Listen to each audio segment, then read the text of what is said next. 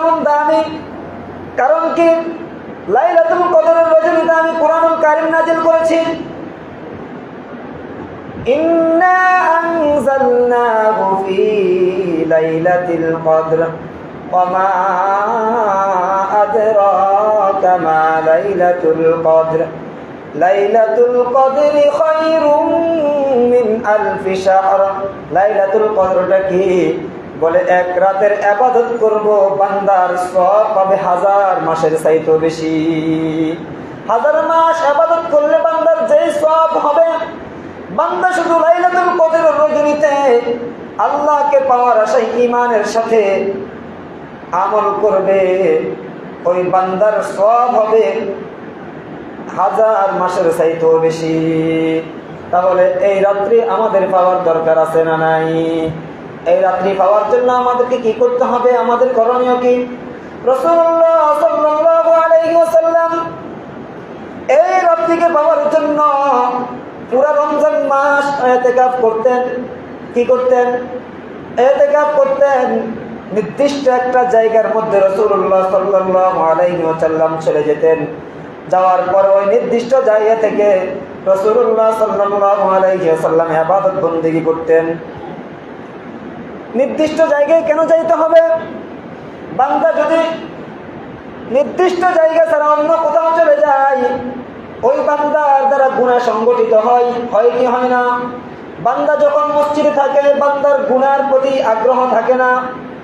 বান্দা যখন মসজিদের মধ্যে চলে আসে, ওই বান্দা নেক আমলের প্রতি ধাবিত হয়।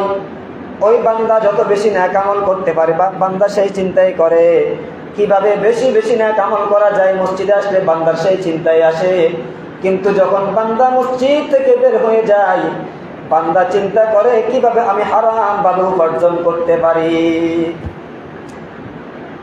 কিভাবে আমি ব্যবসার মধ্যে কম বেশ করতে পারি, বান্দা সেই চিন্তা করে। যখন মসজিদ থেকে বের হয়ে যায়, বান্দার সামনে বেপরদা নারীরা চলে আসে কি আসে না? বান্দা চাইলেও গুনাহ থেকে বেঁচে থাকতে পারে না। এই জন্য রাসূলুল্লাহ সাল্লাল্লাহু আলাইহি ওয়াসাল্লাম বলেন, ও বান্দা, তোমরা এইভাবে ইতিকাফ করার জন্য নির্দিষ্ট একটা জায়গাকে নির্ধারণ করে নাও। ওই জায়গার মধ্যে বসে বসে তোমরা ইবাদত করবা। আর যেই বান্দা নির্দিষ্ট জায়গার মধ্যে চলে যাবে, ওই বান্দা ইবাদত করতে গেলে কমপক্ষে এশারের নামাজ আর ফজরের নামাজ জামাতের সাথে আদায় করবে।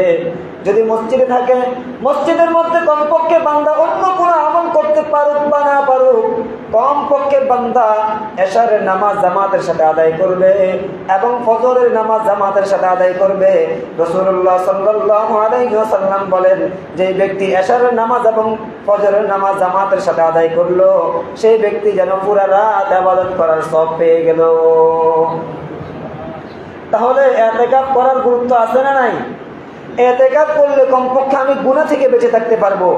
ইতিকাফ করলে মসজিদে এসে যখন আমি ইতিকাফ করব, কমপক্ষে অন্য কোন ইবাদত আমার দ্বারা হোক বা না হোক, আমি গুনাহ থেকে বেঁচে থাকতে পারবো। কমপক্ষে আমি এশারের নামাজ আর ফজরের নামাজ জামাতের সাথে আদায় করতে পারবো।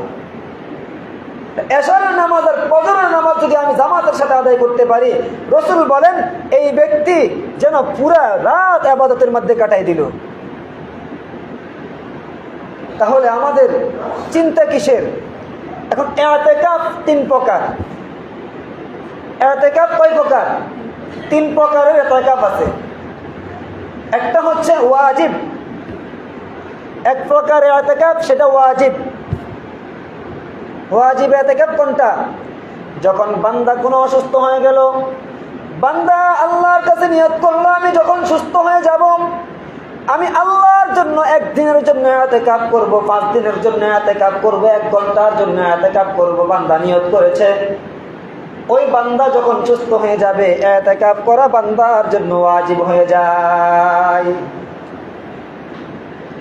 মান্নত করছে বান্দা, বান্দা নিয়ত করছে, আমার সন্তানকে যদি আমি আমেরিকায় পাঠাইতে পারি, কষ্ট করে যদি আমি আমেরিকায় পাঠাইতে পারি, আমার সন্তান যদি আমেরিকায় যেতে পারে, আমি আল্লাহর জন্য 2 দিন ইতিকাফ করব। ওই ইতিকাফ বান্দার জন্য ওয়াজিব, করতেই হবে, না করলে গুনাহগার হবে।